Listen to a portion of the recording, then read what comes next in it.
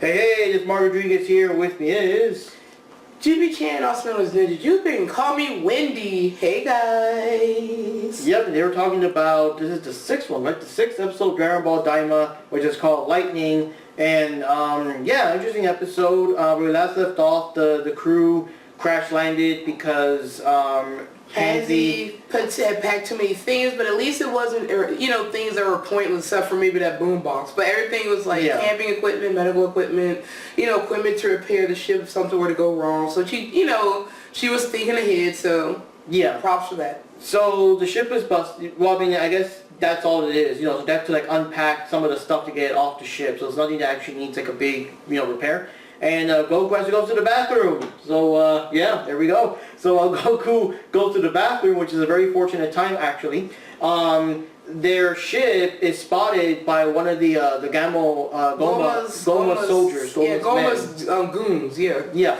So they see them, they land, want to check it out, and they're like, hey, what you guys doing here, and that kind of stuff. And it's like, oh, we're from the first demon realm, second demon realm, because it's kind of weird having people from all three realms hanging out together. We're just. And also point out how they didn't have collars, and that's why. So like Glorio was saying, yeah, I'm from the first realm, and then and Kyle Sheen was like, I'm from the second realm, and then Watson had to show off her collar, which is why she wears the scarf because she doesn't like the fact she has to wear the collar. Yeah. And that's another thing too, and now that they mention it, so I guess the other realms don't have that collar system though. This was just completely taken over by Goma, I guess. Mm-hmm. Yeah. So anyways, the guys don't see nothing suspicious. They just leave. They just say, hey, have you seen that kid with the spiky hair? No, sir. Okay, we're out of here. And if you do find them, if you do see them, report them to us and you get a 10 gold reward. 10 gold coin reward. There you go. So yeah, they fight off, no incident, and of course it was lucky that Goku just got out of the bathroom after they're gone, and not like, I was expecting like, hey guys, and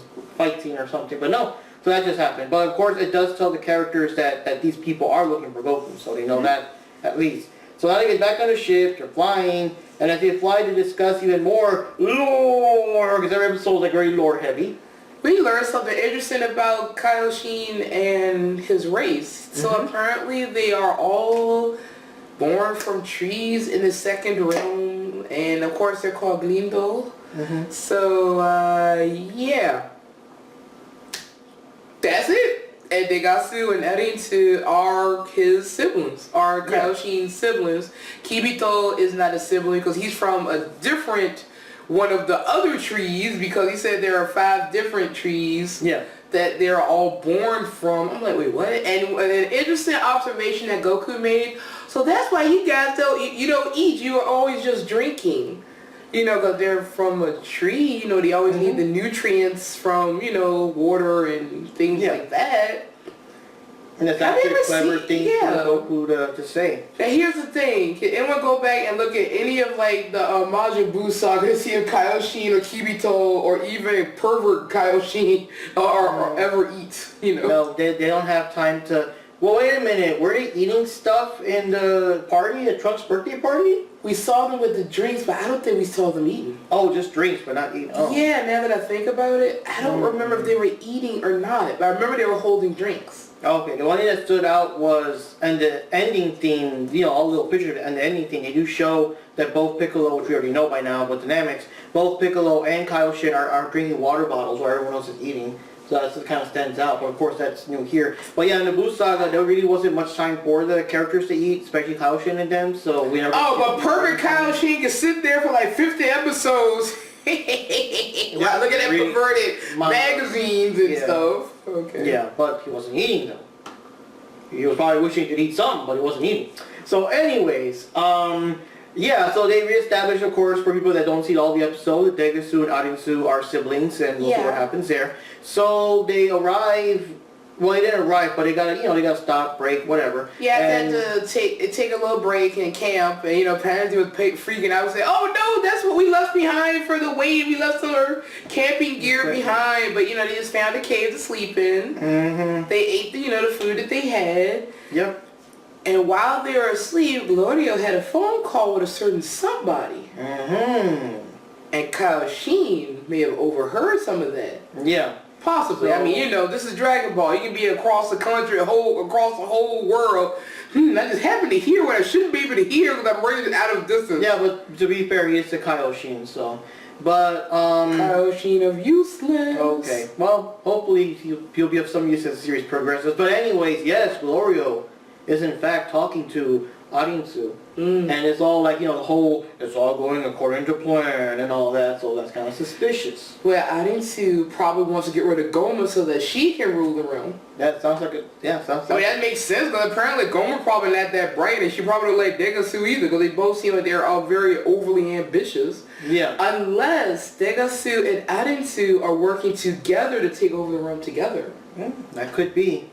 Now, the other thing is, well, I mean, I don't know, because Degensu's like all up on them, like kneeling and all that shit, while Arinsu's not reducing herself to that level. But I guess maybe it could be like a situation that's just always been her personality in general, so if she started doing that, it would look weird. But Degensu comes across as like he's like a bit of a suck up. So, his way is like, hey, General Goma's good side, I can overtake him. Kaioshin Smithers. And what Arinsu is like, well, screw this. I'm going to actually plan something to get rid of this fool, Yeah.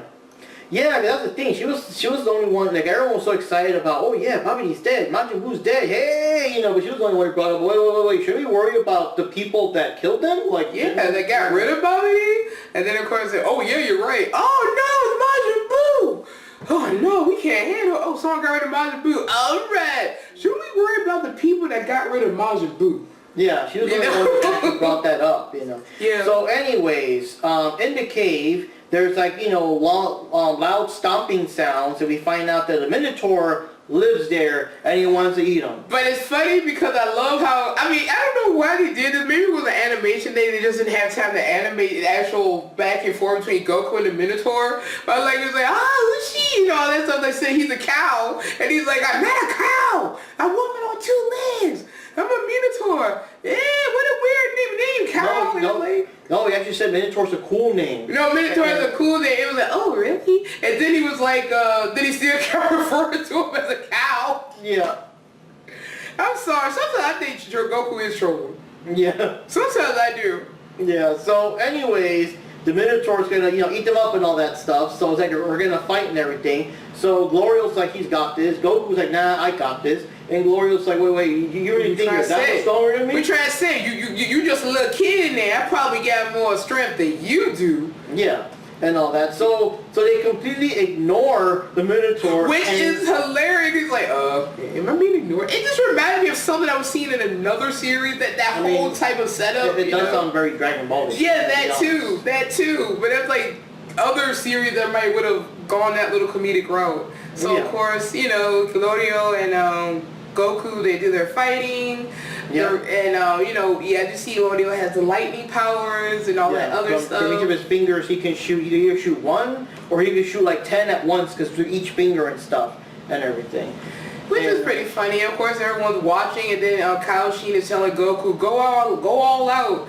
And when Goku was trying to power up, we were thinking, you were thinking, oh no, he could be going to Super Saiyan 3. I said, no, they really overemphasized the transformation this time. But also it's a different plan, so maybe it's a little more difficult to transform, in this room. So I was saying, no, they couldn't have it going like Super Saiyan 2 or Super Saiyan 3 just for Glorio. Yeah. For a real enemy, yes. For Glorio, no. Yeah. So he managed to go Super Saiyan, the regular Super Saiyan, and he took out Glorio. He fought Glorio. Yeah. So basically it was first Goku was offering to fight with one hand behind his back. Yeah. And they fought like hand to hand, pretty decent. Kaioshin told him to go more serious because he did one of those energy blasts that Goku barely avoided, which is magic in his case, in Glorio's case. Glorio did a 10-finger blasting with electricity, and Goku weaved through all of that and hit him with the Nyobo hard enough to send him flying out. Yeah. And then Glorio managed to blast the staff off of his hands, and now Goku's unarmed. Yeah. And then finally he did like this, super big, powerful, charging it all up, energy blast that we see in Dragon Ball. And after Goku transformed to Super Saiyan, and the biggest epic thing is, big blast that comes out, and Goku just stretches his hand out and just stops it. Yep. And then he jumps behind Glorio, really fast, teleported behind him, and he's like, I win, stuff like that. He said, hey, yeah, you do, brat. you know? Yeah, so he wins the fight. So everyone's like, of course, jaw dropped, they're excited or whatever. But the Minotaur. Well, that's the thing, they forgot all about him. So Goku's like, sorry for the wait, we can fight now. And he was like, oh, wait a minute, I ate a lot last night. Stomach growls. I have to go now. Bye. Like that. Yeah, but what I found funny about the whole thing is like, if this was original Dragon Ball, he would have been Goku's dinner or breakfast or whatever. Because he would have killed that Minotaur. He would have ate it. And you know it. You know it. Yeah. But the whole scene in the game reminded me of like the whole Oolong thing, the first episode of Oolong, how he was trying to get it out fighting and stuff, and also, of course, Mr. Satan was the expert That of too. making excuses. That's the thing I was thinking of. Yup, I was saying the same thing. Say, why did they put Mr. Satan there? Like, like when he had to fight Trunks, when Trunks won the tournament, and he had to say, just do a little punch because he knows how strong he is. Yeah, and that's the thing. So the guys decided everyone's awake now, because they woke up due to that. They might as well start heading out, so they start heading out. And then we actually go back to Bulma and them. We see that they're still at Kami-sama's temple. Vegeta's training with, oversized weights and junk, get used to his child body, which is, a good thing too. Yeah. And, so the ship is apparently ready. The thing that kind of surprised me, though, is that only Kibito, Piccolo, and Vegeta went, and Bulma was staying behind. She was, like, waiting behind Popo, stuff. because, Popo can't do much of anything anymore. Yeah. Well, he could offer Bulma some juice. But anyways, I was surprised. I'm like, wait, Bulma's not coming along? What? I mean, we expect her to. She has to fight with, what's her name about who's the smartest probably at some point. God. So anyways, the ship tries to take off. It has a red beeping sound, and it just crashes back down. Yeah. And Bulma's shocked, and that ends the episode there. So, of course, my theory is that, we already know the other guys being sent, pansies of Father is sending that guy to go to their realm to pick them up to bring them back. So, I guess that's an excuse for that. Yeah, because apparently you just can't figure out how to get the ship to properly work because I guess it's too much alien technology even for Bulma. Yeah. And all that. But I still like the fact that Goku made that observation that Kibito and Kaioshin, they only drink. I like how you made that observation. So like I said, this is another one up on, in my opinion, on Super. Yeah. Goku isn't an idiot. Yeah. He just has to go to the bathroom a lot. I guess that was this episode's running gag. Yeah, Uchi. Yeah. And I guess it was like Wendy was pointing out, like, okay, so he can go. It's just a cartoon anime thing that always happens in Dragon Ball, so it's not really a plot hole. But yeah, it's that Goku can go toe to toe with Glorio in a fight, but like throwing a toilet paper roll at him at full speed, that bops him. That knocks him out. Yeah, that can knock him back and knock him out. Hold up. So you tell me that's what all these villains should have been doing from the whole time? The Saiyan Saga. Vegeta should have used a toilet paper roll. The Red Ribbon Army. Don't shoot at Goku. Throw a toilet paper roll. Yeah, Cell should have thrown a big old toilet paper roll. Would have knocked out Goku and Gohan. They'll be like this. Okay, guys. I trust in you. Goodbye, everyone. No, Dad, no. He killed himself for nothing. Just a toilet paper roll. No. Had Goku like, well, son, I want to fight, but they got toilet paper rolls, man. I can't deal with that shit. You do it, son. Okay. Oh, but anyways, oh my God! Instead of using the giant Genki Dama or whatever on Boo, they could have gone with a giant toilet paper roll and then Boo would have won. Yeah. So, anyways, but like I said, that's typical cartoon stuff. You know how it is. Pansy has anime girl powers, I guess. Yeah. The powers that all anime women get when they're pissed about something. Yeah, and also like the fact that, Goku going Super Saiyan, like what he says, like, wow, it's interesting he can finally fully go Super Saiyan, in his kid form. Yeah, because I know he's speaking in the other episode, he just got like a short burst of the energy and then he fought and not like full Super Saiyan. Yeah, so maybe this is the first time they actually did in full Super Saiyan for a while. Yeah. That does make sense. Because when he said that, I was thinking, but what about the other episode? I'm like, oh no, that was such a short. No, this is what I was about to say. No, what about GT? Oh God. Yeah. Despite the fact that wearing a GT shirt, we don't really talk about GT. But oh yeah, there we go. Yeah. But anyways, it's a good episode. It's getting exciting now. We get to see more about Glorio's strength because we can also predict that he will be trouble when it actually comes down to it, because of course working with Arisu, eventually it's got to be a fight somewhere. And there got to be some weird connection there, because when they were when Kaioshin was explaining about the Glindo race and all that stuff, and Goku was pointing out, gee, your family is like, kind of like troublesome or whatever, and he's like, it's no fault of mine that you saw what's the name reacted to it, Yeah. So I'm just wondering, does he have... what kind of connection does he have with Arinsu, and if he has any connection with Degasu as well? Or Goma, possibly. Or possibly Goma, but... He could be Goma's, like, good brother. He's the evil brother. We don't know. Oh. Never thought of that. But remember, What's Name Pansy also made that comment that Glorio looked like he's from the third realm. So, what realm would Goma be from? I don't know. Dabuda, he was king of the entire demon realm, right? All three realms? I think so. Yeah. That's how it worked? Yeah. And then Goma? But Dabuda, he was from the third realm, wasn't he? I don't know if they went that much detail, because now there's all new information, and the Busai was just flat out the demon realm, not that we had like 3 parts of it or anything. Yeah, because I'm just wondering, is it like only people from the first realm can rule over all of the realms? Makes sense. I guess. If the higher one is, the first realm, then it would make sense, I guess. The third realm is kind of, I guess it is kind of considered like the more lower of them all, if you think about it. At least the way they're talking and acting And Pansy's father is like some kind of king or something in their realm. Yeah, he's the king of the third realm. So he's the king of the third realm. So I'm just trying to figure out how that works. Yeah. So Goma must be just trying to he must wants to take over all of the realms. Yeah, I mean that's just overtake all 3 realms, I guess. Yeah.